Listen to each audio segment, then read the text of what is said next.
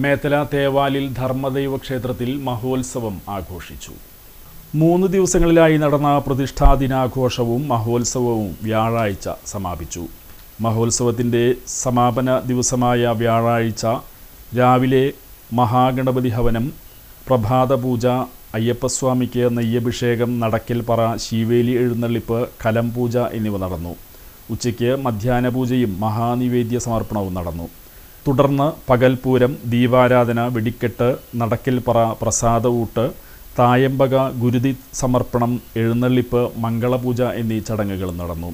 ക്ഷേത്രം ഭാരവാഹികളായ president T D. Peethambaran, secretary T K. Upendran, ഖജാൻജി ടി.കെ. ശിവദാസൻ, ആഘോഷ committee chairman T K. Vichithran, convener T G. Saju, മാതൃസമിതി ചെയർമാൻ ഷൈനി പ്രദീപ്, കൺവീനർ രമ്യ സുരേഷ് തുടങ്ങിയവർ ചടങ്ങുകൾക്ക് നേതൃത്വം നൽകി. ചെമ്മാലിൽ നാരായണൻകുട്ടി തന്ത്രികളുടെ മുഖ്യ കാർമ്മികത്വത്തിലാണ് മഹോത്സവ ചടങ്ങുകൾ നടന്നത്.